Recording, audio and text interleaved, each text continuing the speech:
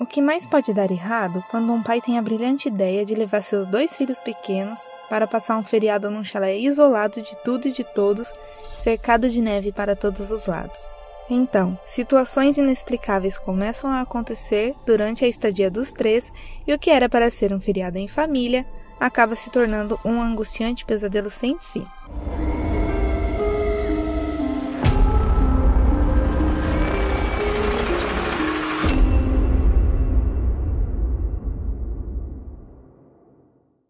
O filme O Chalé, de 2019, começa com um ar sombrio misturado a uma rotina normal.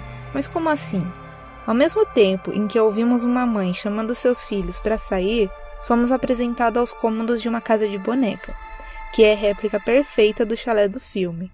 Algo como o que é mostrado em filmes como Hereditário e na série A Maldição da Mansão Hill.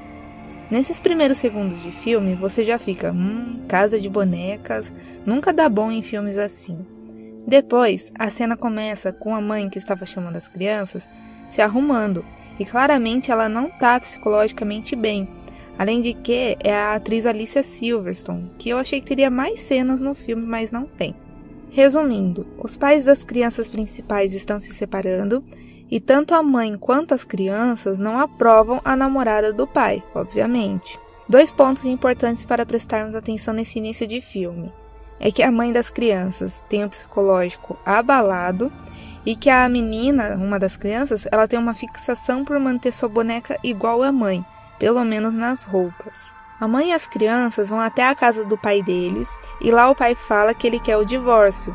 A mãe chocada, pois aparentemente ela ainda tinha esperanças, mesmo o cara já tendo partido para outra, literalmente, vai para uma sala bem iluminada, toma um vinho e faz algo que ninguém esperava, numa das cenas mais impactantes desse início de filme. Ela adianta a entrada dela no pós-vida, se vocês me entendem. A cena, depois de nos deixar bem impactados, corta para o velório da mãe. Todos soltam bexigas negras, cheias de gazélio, deve ser algum costume daquela região, mas a bexiga que a filha tinha amarrado à boneca da mãe dela, a boneca mãe dela, não sobe, cai, obviamente porque tinha pouco gazélio e a boneca era mais pesada, mas a menina entende aquilo como um sinal de que a mãe não foi para o céu. Então a gente começa a segunda parte do filme, e vemos que as crianças estão com o pai e já é perto do final do ano, pois o pai fala que eles irão ao chalé da família para passar o Natal.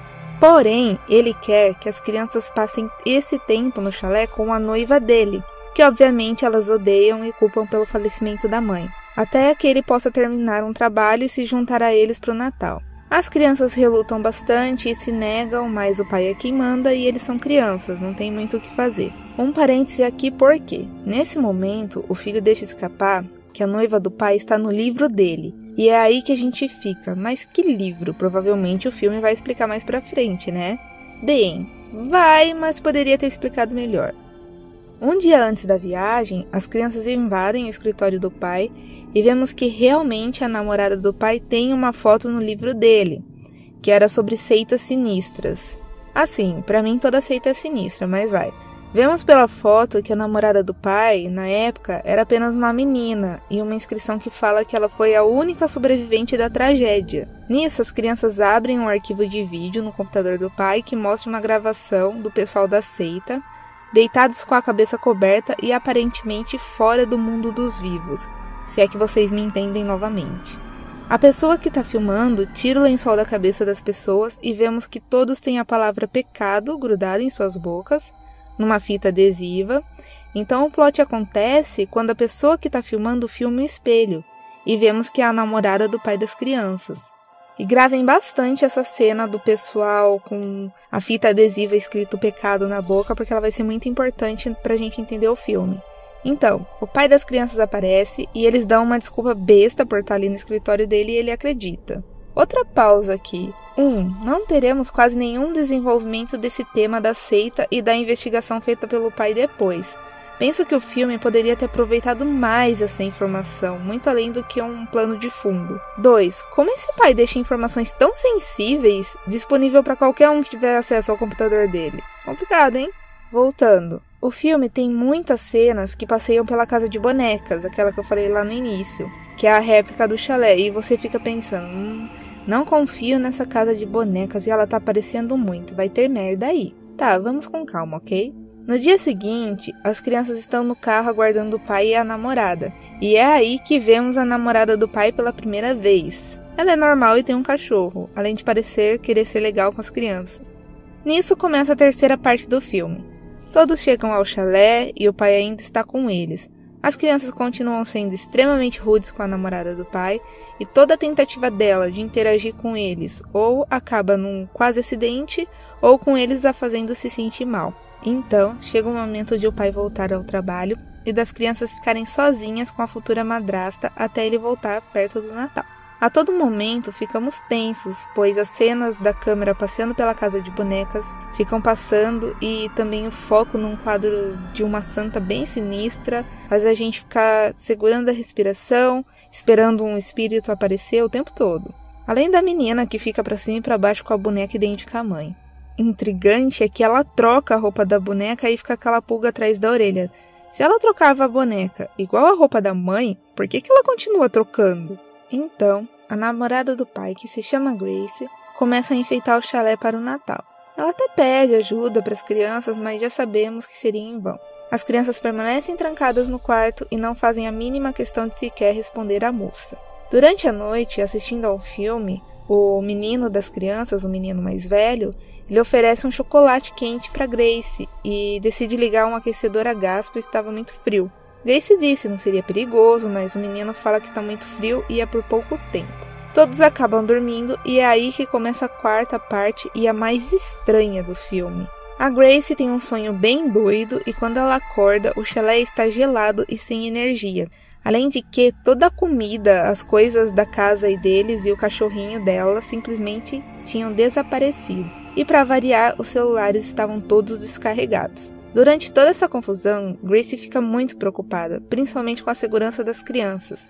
Então, o menino diz para Grace que sonhou que o aquecedor a gás tinha desligado, mas o gás continuou sendo emitido e os matou enquanto dormiam. Aí sua cabeça já começa a ligar todos os pontos. Epa, casa vazia, cachorrinho sumiu, energia já era. E já vimos casos de pessoas que realmente foram dessa para melhor por causa de aquecedor a gás ligado, dentro de quarto fechado. E aquela bendita réplica do chalé tem as bonecas que parecem representar eles deitados no chão da sala. Pronto, morreram e estão no limbo. E para ajudar, as crianças começam a agir estranho e a reforçar isso na cabeça de Grace, principalmente o menino, que fala que eles estão mortos no purgatório e por isso não tem energia nem comida. Grace até tenta ir pela razão, falando que morto não sente fome e frio, como ela estava sentindo. Mas o filho da mãe do moleque fala para ela que é um tipo de punição e as crianças começam a falar que Grace é pecadora e precisa se arrepender. Só assim eles sairiam desse purgatório. A todo momento eles ficam atormentando a pobre da moça, que ainda preocupada com eles, mas desesperada, os deixa na casa para procurar ajuda. Porém, ela começa a alucinar devido à fome e ao frio, e apenas anda em círculos, tendo também algumas alucinações com seu passado traumatizante. Por fim, ela acaba voltando para a casa e senta na escada. Aí que ficamos pensando, gente, será que eles estão no purgatório mesmo? As crianças tentam convencê-la a entrar por causa do frio, mas Grace está totalmente fora da realidade, até que em um momento ela sai e volta com seu cachorrinho congelado nos braços. É aí que começamos a sacar o que realmente está acontecendo, mas que não queríamos acreditar. Por quê? Quando a menininha vê o cachorro, ela começa a falar que a culpa é dela e que não devia ter deixado a porta aberta para ele sair. Mas a Grace não reage e fica apenas sentada na escada segurando seu cachorrinho e congelando aos poucos. Então, as crianças cobrem Grace porque ela não os atende mais, ela tá catatônica. E é aí que você começa a sacar o que tá acontecendo, principalmente porque as crianças vão até um quarto na garagem da casa e todas as coisas e a comida estão lá. Se até esse momento do filme você ainda estiver confuso, eu vou resumir para você. As crianças colocaram sonífero no chocolate quente da Grace, ligaram o aquecedor para ter o argumento do teatrinho de que ele desligou e eles morreram enquanto dormiam, e por fim esconderam todas as coisas da casa para simular um purgatório. Assim, eles poderiam se vingar da Grace, punindo ela para se arrepender pelo fato de a mãe deles ter adiantado a passagem dela para outro mundo, É aí que entra a parte final do filme, que eu carinhosamente vou chamar de O Feitiço Virou contra o Feiticeiro. Por quê? Grace finalmente sai do seu catatonismo e começa a agir estranhamente. Por exemplo, falando que é impura e ajoelhando no grão para se punir. É como se todo o fanatismo religioso que ela sofreu por causa da seita criada pelo pai dela e todo o trauma emergissem novamente. Então ela começa a ir atrás das crianças para que eles se purifiquem, se arrependam dos seus pecados e saiam do purgatório. E nós sabemos qual foi o fim dos seguidores da seita do pai dela, e se ela agora quer purificar ela e as crianças da mesma forma, é melhor essas crianças correrem mesmo. Enquanto as crianças estão procurando uma forma de fugir da Grace doida, finalmente o pai dela se dá conta que algo está estranho porque não consegue falar com ninguém e vai para o chalé. Chegando lá, Grace está segurando uma arma e encurralando as crianças no sótão, mas ela não faz nada. Então, o pai das crianças para nas escadas e Grace, calmamente louca, fala para ele que eles pecaram, estavam sendo punidos e precisavam ser purificados. Ao invés de desarmá-la, porque dava para ele fazer isso, não, ele fica lá pedindo calma e Grace o purifica na cabeça, se vocês me entendem. As crianças então fogem para o carro, mas são crianças, então mal saem do lugar e Grace os alcança. A cena corta para Grace fazendo uma oração na mesa, com todos, até mesmo com o pai das crianças purificado. Depois, ela coloca as fitas adesivas com a palavra pecado escrita na boca das crianças e na própria boca. E já sabemos qual foi o fim das últimas pessoas que passaram por algo parecido. Assim, o filme acaba e o principal pensamento que temos é que as crianças colheram o que plantaram, pois a moça estava bem e queria ser legal com eles, mas eles cavaram fundo para trazer os traumas dela de volta.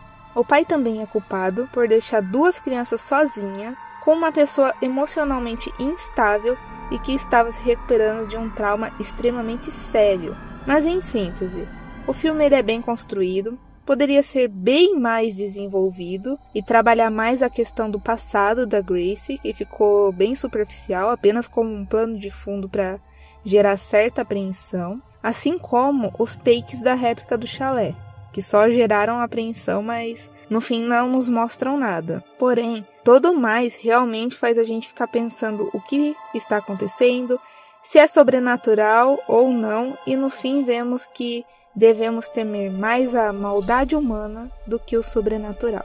É isso, galera. Espero que vocês tenham gostado aqui do nosso resumo e explicação do filme O Chalé. E não deixe de deixar o seu curtir e seguir o canal. Nos vemos no próximo vídeo. Até mais!